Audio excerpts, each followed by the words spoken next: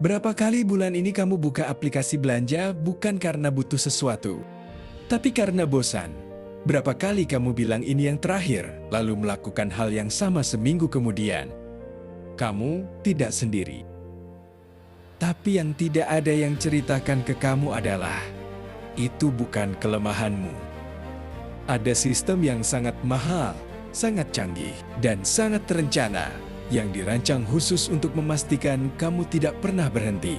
Ada yang menghasilkan uang dari setiap detik kamu merasa tidak cukup. Survei Bank Indonesia tahun lalu menemukan sesuatu yang tidak mengejutkan, tapi tetap menyesakkan. Lebih dari 60% generasi muda di Indonesia menghabiskan uang melebihi yang mereka rencanakan setiap bulan. Bukan karena gaji tidak cukup, bukan karena tidak tahu cara menabung, tapi karena ada sesuatu yang terjadi di antara niat dan tindakan, dan hampir tidak ada yang berbicara tentang apa itu sebenarnya. Bayangkan skenario ini. Jam 11 malam, kamu sudah di kasur. Besok ada meeting penting, tapi kamu buka HP. Awalnya scroll biasa, Instagram, TikTok, lompat ke marketplace, lihat sepatu, harganya lumayan. Kamu tidak berniat beli. Tapi ada tulisan kecil di sana. Stok tersisa kedua. Flash sale berakhir dalam jam 0:14:32. Dan tiba-tiba, sesuatu di dalam dirimu menyala. Tanganmu bergerak ke tombol beli sebelum pikiranmu sempat berpikir. Besok pagi, kamu bangun dengan notifikasi pembayaran. Dan pertanyaan yang sama yang selalu muncul. Kenapa aku melakukan ini lagi? Bukan kelemahan, ini adalah desain. Kenapa otak manusia bertindak seperti itu? Untuk memahami kenapa kamu melakukan ini, kita perlu masuk sebentar ke dalam sesuatu yang tidak diajarkan di sekolah manapun. Di dalam otakmu, ada sistem yang disebut reward circuit, jalur dopamin. Dopamin bukan hormon kebahagiaan, itu salah kaprah terbesar. Artinya, otakmu tidak melepaskan dopamin saat kamu sudah beli sesuatu. Otakmu melepaskan dopamin saat kamu baru mau beli. Saat kamu scroll dan melihat produk itu, saat kamu masukkan ke keranjang, saat kamu klik konfirmasi, itu semua adalah puncak sensasi. Dan begitu barang tiba, dopamin sudah habis. Kesenangan menguap dalam hitungan menit. Lalu otakmu mulai mencari stimulus baru. Siklus itu terus berputar. Otakmu mencari hadiah, dompetmu yang membayar. Dan ini bukan hanya teori. Sebuah penelitian di Stanford merekam aktivitas otak orang saat berbelanja online. Bagian otak yang menyala paling terang bukan ketika mereka membeli barang terbaik, tapi saat mereka memutuskan untuk membeli sesuatu yang sebenarnya tidak mereka butuhkan. Ada sesuatu dalam diri manusia yang mendapat kepuasan dari keputusan untuk mendapat sesuatu, bukan dari barangnya itu sendiri. Ini bukan soal lemah atau kuat, ini soal biologi. Dan ada yang tahu persis cara menggunakannya.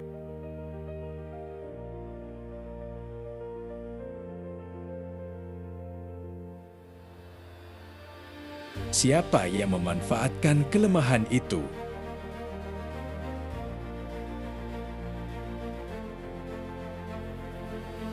Di suatu gedung, mungkin di Jakarta, mungkin di Singapura, mungkin di Silicon Valley. Ada tim yang pekerjaannya adalah mempelajari kapan tepatnya kamu paling rentan untuk mengeluarkan uang. Mereka punya data tentangmu. Jam berapa kamu paling sering buka aplikasi? Berapa lama kamu menatap satu produk sebelum pergi? Di mana kamu berhenti? Scroll, berapa kali kamu kembali melihat barang yang sama sebelum akhirnya klik beli? Mereka tahu bahwa jam 9 malam ke atas adalah zona paling rentan. Mereka tahu bahwa setelah kamu melihat konten tentang liburan, kamu lebih mudah beli tas travel. Mereka tahu bahwa kata gratis ongkir bisa membuat orang membeli barang yang tidak mereka rencanakan, hanya untuk merasa tidak rugi. Mereka tidak menjual produk, mereka menjual momen kelemahanmu.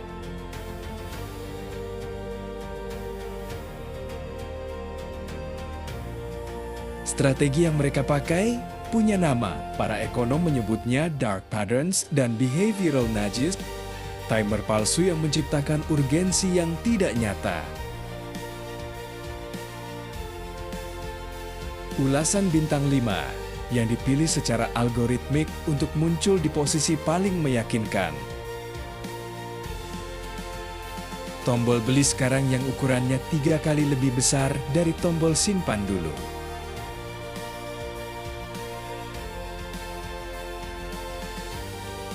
Harga yang dicoret bukan karena pernah dijual seharga itu, tapi untuk membuatmu merasa mendapat deal. Dan yang paling brutal, buy letter bukan karena mereka ingin membantumu, tapi karena mereka tahu ketika uang terasa tidak nyata, kamu belanja lebih banyak.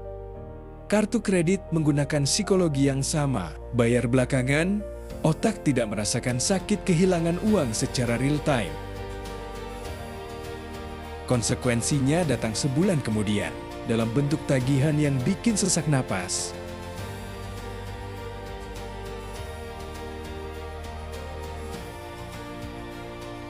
Dampak finansial dan mental.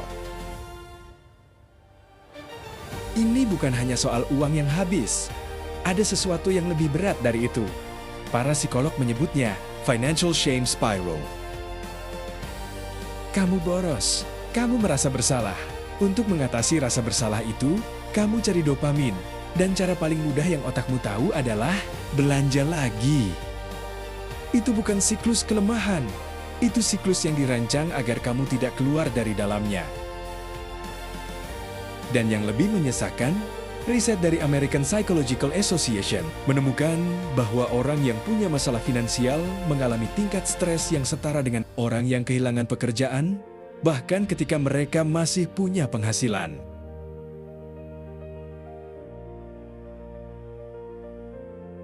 Uang yang tidak dikelola bukan hanya menguras rekening, ia menguras energi mental, kapasitas berpikir, kualitas hubungan. Pikiran tentang uang mengisi kepala tanpa diundang, saat meeting, saat makan malam, saat seharusnya istirahat. Dan ironinya, dalam kondisi stres seperti itu, otak justru lebih mudah membuat keputusan impulsif, bukan lebih bijak. Jebakan yang sempurna. Stres tentang uang membuat keputusan keuanganmu lebih buruk, bukan lebih baik. Orang kaya bukan lebih disiplin dari kamu. Ini bagian yang tidak banyak orang mau dengar, tapi justru yang paling penting. Kita sering berasumsi bahwa orang yang berhasil secara finansial memiliki willpower lebih besar, lebih kuat menahan godaan, lebih disiplin. Itu tidak sepenuhnya benar. Penelitian dari psikolog Roy Baumeister menemukan bahwa willpower adalah sumber daya terbatas, seperti otot yang bisa lelah. Setiap keputusan kecil yang kamu buat sepanjang hari, makan apa, pakai baju apa, balas chat atau tidak, menguras kapasitas itu. Orang yang tampak disiplin secara finansial bukan karena mereka lebih kuat, tapi karena mereka merancang lingkungan mereka agar tidak perlu berjuang melawan godaan setiap saat. Mereka otomatis transfer ke tabungan sebelum sempat melihat uang itu. Mereka hapus aplikasi belanja dari halaman utama HP. Mereka tidak menyimpan detail kartu kredit di marketplace. Bukan soal kekuatan karakter, soal desain keputusan. Dan ini berarti, kamu tidak perlu menjadi orang yang berbeda untuk mengubah kebiasaan finansialmu. Kamu perlu mengubah sistemnya. Jangan lawan godaan. Desain ulang jarak antara kamu dan godaan itu. Aku tidak akan bilang ke kamu untuk berhenti jajan kopi atau untuk bikin spreadsheet pengeluaran yang detail setiap hari. Karena kalau itu bekerja, kamu tidak akan ada di sini.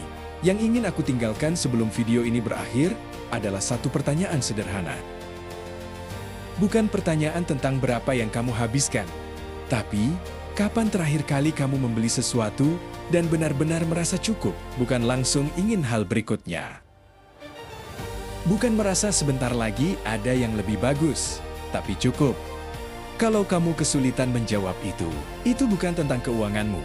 Itu tentang sesuatu yang jauh lebih dalam yang perlu diperhatikan.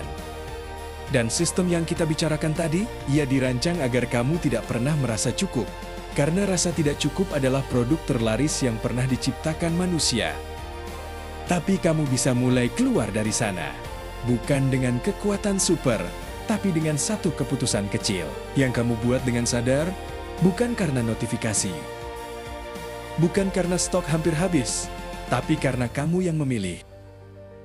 Kebebasan finansial dimulai bukan dari rekening, tapi dari sadar siapa yang selama ini mengambil keputusanmu.